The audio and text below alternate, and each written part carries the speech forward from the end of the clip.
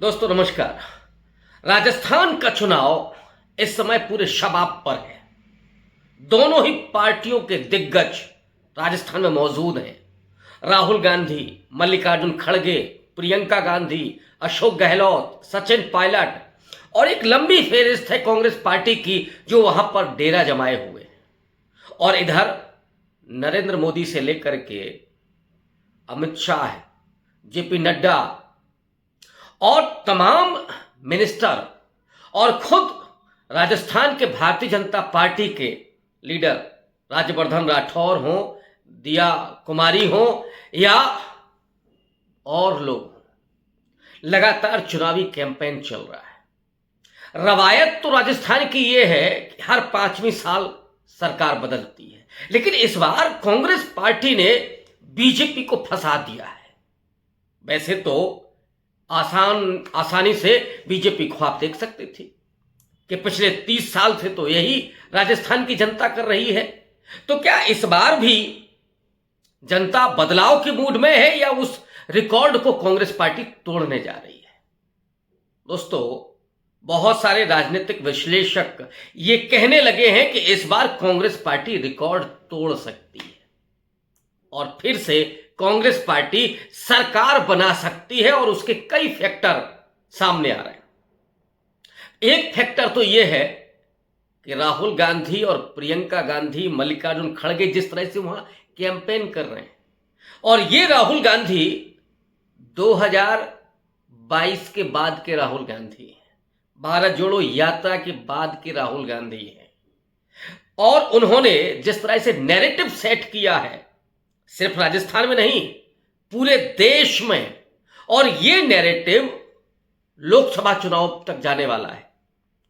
OBC की जनगणना यानी कास्ट सेंसस एक बड़ा मुद्दा। जितनी आबादी उतना हक, दलितों और आदिवासियों के आत्मसम्मान का सवाल और उनकी जनसंख्या के अनुपात में आरक्षण की वृद्धि, सरकारी नौकरियां यानी रोजगार सृजित करना, किसानों की आमदनी को निश्चित करना, एमएसपी की गारंटी राजस्थान में दी जा रही है आज के संकल्प पत्र में, जिसे कांग्रेस पार्टी ने जन घोषणा पत्र कहा है। इसके पहले वो 500 रुपए का सिलेंडर दे रहे थे, लेकिन अब 400 रुपए का। वहां की सबसे मशहूर योजना और पूरे देश की वो है चिरंजीवी योजना। मेडिकल फैसिलिटी 25 लाख की, किसी भी अस्पताल में किसी भी बीमारी का फ्री इलाज, जांचें, दवाइयां सब फ्री।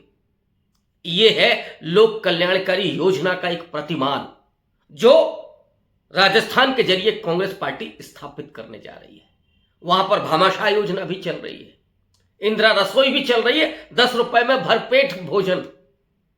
और इसके अलावा कई और योजनाएं, महिलाओं को प्रतिवर्ष 10,000 रुपए कैश माने उनके अकाउंट में जाना, शिक्षा के लिए अंग्रेजी मीडियम स्कूलों की व्यवस्था और उन सपनों की उड़ान जो देश का नौजवान देखना भूल गया है पिछले 10 साल में। ये कोई पायलट बनना चाहता है, DM, collector, SP, doctor, engineer, professor, पत्रकार जो बनना चाहता है, वकील और जज बनना चाहता है, ये सपने तोड़ दिए नरेंद्र मोदी ने पिछले 10 साल में और लोगों के हाथ में दे दी नफरत, हिंसा, घृणा और विभाजन की पूरी राजनीति। ये एक नए तरह का भारत बना। और अगर वो एक बॉलीवुड की रानी साहिबा, उनके शब्दों में कहूं तो 2024 के बाद इस देश को आजादी मिली, तो वो भारत, और दूसरी तरफ राहुल गांधी जिस ढंग से कैंपेन कर रहे हैं, और मैं उस बात को, उस राहुल गांधी के उस पूरे व्यक्तित्व का जब विश्लेषण करता हूं तो पाता हूं कि नेहरू के विजन को अंबेडकरी तेवर के साथ राहुल गांधी इस देश में एक नैरेटिव बना रहे हैं, उसको अप्लाई कर रहे हैं। तो एक तरफ तो राहुल गांधी की मौजूदगी अपने पूरे तेवर के साथ, नेहरूवियन विजन, अंबेडकरी तेवर और जनता से जुड़ाव, कुलियों से, किसानों से, मिस्त्रियों से, नौजवानों से लगातार मिलते रहना, ये राहुल गांधी ने किया। दूसरी तरफ अशोक गहलोत, उनकी नीतियां जो अभी चल रही हैं, जो राजस्थान के लोगों को अपील कर रही हैं, और राजस्थान के वो लोग भी जो ओल्ड पेंशन स्कीम, जो बीजेपी का समर्थन करना चाहते हैं किसी वजह से, मोदी जी की पसंद की वजह से, लेकिन वो भी मुश्किल में है कि ये फैसिलिटीज मोदी जी तो देने वाले हैं नहीं। चिरंजीवी योजना, ओल्ड पेंशन स्कीम तो गायब हो जाएगी, 10 रुपए में भोजन, वो मजदूर भी। इसीलिए कांग्रेस पार्टी ने भारतीय जनता पार्टी के लिए एक अवरोध पैदा कर दिया है जनता के मुद्दों का, जनता के लोक कल्याणकारी योजनाओं का। लेकिन इधर एक और बात आ रही है, बीजेपी की जो कमजोरी है वो है किसी नेता का ना होना। वसुंधरा राजे सिंधिया एकमात्र लीडर हैं जो समूचे राजस्थान में लोकप्रिय है। अपने समर्थकों के बीच, बीजेपी के वोटर के बीच वो बेहद लोकप्रिय हैं और लोग उनको सीएम के रूप में देखना चाहते। नहीं, मुख्यमंत्री का चेहरा बीजेपी की तरफ से अगर कोई हो तो वो वसुंधरा राजे सिंधिया। लेकिन नरेंद्र मोदी अपने किसी कद के नेता को नहीं पसंद करते, और ऐसे नेता को तो कतई नहीं जो उनसे आंखों में आंखें डाल करके बात करे, जिसकी रीढ़ सीधी हो। उन्हें तो रेंगने वाले केंचुए पसंद हैं, ऐसे नेता पसंद हैं जो उनके फोटो के फ्रेम में भी ना आते हो, जो उनके सामने खड़े रहते हो और दंडवत करते हो, 90 डिग्री पर खड़े होकर के प्रणाम करते हो। ऐसे लीडर पसंद है, इसलिए वहां पे मामला कमजोर है बीजेपी का। लेकिन ये तो नहीं कहा जा सकता कि बीजेपी बेहद कमजोर है। पिछले बार बीजेपी और कांग्रेस के बीच जो वोट का अंतर था वो महज 1% का, और अगर कहीं अशोक गहलोत या कांग्रेस पार्टी के प्रति थोड़ा सा भी एंटी इनकम्बेंसी बढ़ी, जो कहा जा रहा है कि विधायकों के प्रति एंटी इनकम्बेंसी है, और अगर ये होता है तो फिर पड़ला तो बीजेपी की तरफ झुक जाएगा। क्या सच में ऐसा होने जा रहा है? हम आज इसी का विश्लेषण करेंगे कि बीजेपी का पलड़ा अगर कहीं 21 भी होता है तो क्या होगा। ये तब मैं विश्लेषण कर रहा हूं जब वसुंधरा राजे सिंधिया को किनारे किया गया, और ऐसे में एक शख्स राजस्थान में है जो सत्ता को दूसरी पार्टी से निकाल करके, उसके मुंह से निकाल करके अपने पाले में खींचने की ताकत रखता है, और उसका नाम है अशोक गहलोत। जादूगर कहा जाता है, और यह जादूगरी यूं ही नहीं है। 99 पर आउट होने वाली पार्टी की सरकार को विधिवत चलाते हैं, और सचिन पायलट की बगावत के बावजूद यह है जादू। अब इस समय जो परिस्थितियां हैं राजस्थान की, उसमें दरअसल निर्दलियों के बारे में बड़ी बात हो रही है, बागियों के बारे में बात हो रही है, और दोनों ही पार्टी के बागी मौजूद हैं इस वक्त। कांग्रेस पार्टी ने भी कुछ सिटिंग विधायकों को टिकट नहीं दिया है। आप ये कह सकते हैं कि कांग्रेस ने देखा होगा कि किस विधायक के खिलाफ एंटी इनकम्बेंसी है तो उसको ड्रॉप किया होगा। लेकिन बीजेपी के कुछ ऐसे नेताओं को भी टिकट नहीं दिया गया है, उनकी अनदेखी की गई है जो वसुंधरा के समर्थक है। मसलन उसमें यूनिस खान एक बड़ा नाम है, जो मंत्री भी रह चुके हैं और सबसे करीबी हैं वो वसुंधरा राजे सिंधिया के, जिन्हें पिछली बार इसी गणित के जरिए टोंक से ला दिया गया था सचिन पायलट के सामने, और वो चुनाव हार गए थे।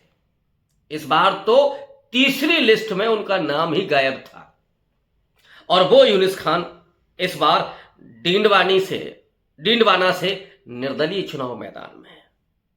एक और बड़े समर्थक हैं वसुंधरा राजे के, कैलाश मेघवाल, वो भीलवाड़ा के शाहपुरा से निर्दलीय चुनाव मैदान में है।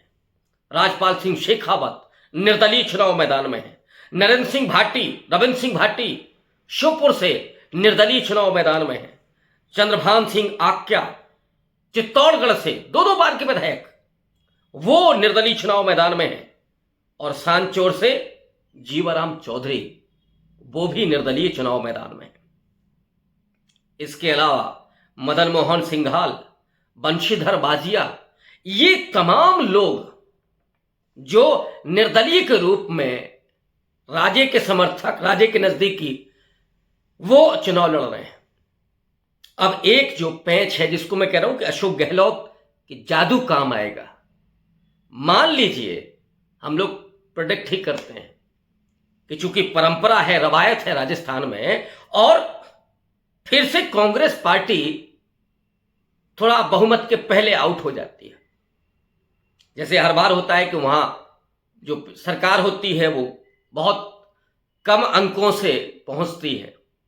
मान लीजिए कि वो 90 पर, 95 पर आउट हो जाती है कांग्रेस पार्टी, और बीजेपी को भी इन हालातों में जब वसुंधरा को किनारे किया गया है तो ऑब्वियस है कि कांग्रेस, बीजेपी को भी पूर्ण बहुमत नहीं मिलने जा रहा है। और कहीं किंग मेकर अगर निर्दलीय हो गए तो क्या होगा? यहीं पर असली खेल है। अशोक गहलोत और वसुंधरा के बीच कोई टसल नहीं है, भले ही एक दूसरे के प्रतिद्वंदी है, राजनीतिक प्रतिद्वंदी है, लेकिन उस वक्त दोनों ये नेता दांव खेलेंगे। वसुंधरा राजे उन निर्दलियों के जरिए अपनी ताजपोशी चाहेंगी, लेकिन जो नरेंद्र मोदी आज उनको भाव नहीं देंगे, दे रहे हैं, तो कल वो क्या देंगे? और ऐसे में वसुंधरा राजे के जो समर्थक हैं वो, और जो निर्दलीय और जो चुन करके आएंगे, खुद कांग्रेस के बागी बहुत हैं। 35 इस बार बागी निर्दलीय मैदान में है, और वो जो कांग्रेस के बागी है वो किसके नजदीक होंगे? ऑब्वियस है अशोक गहलोत, यही उनकी काबिलियत है। तो वो अशोक गहलोत के साथ आएंगे। जो वसुंधरा के नजदीकी हैं, जो निर्दलीय हैं, वो समर्थन देंगे, और ऐसे में अशोक गहलोत को फिर से सरकार बनाने से कोई रोक नहीं सकता। यही है मैजिक, यही है जादूगरी अशोक गहलोत की। लोक कल्याणकारी योजनाएं तो हैं ही, राहुल गांधी का वो कैंपेन तो है ही, लेकिन हम ये मान करके चलते हैं कि वो रवायत है, लेकिन उस रवायत को इस बार भी अगर तोड़ने का कोई मादा रखता है तो एक नाम राहुल गांधी का है। और कहीं नजदीकी और करीबी मामला रह गया तो फिर जादूगर का खेल होगा, और वो जयपुर में ताजपोशी उसकी होगी। शुक्रिया, धन्यवाद।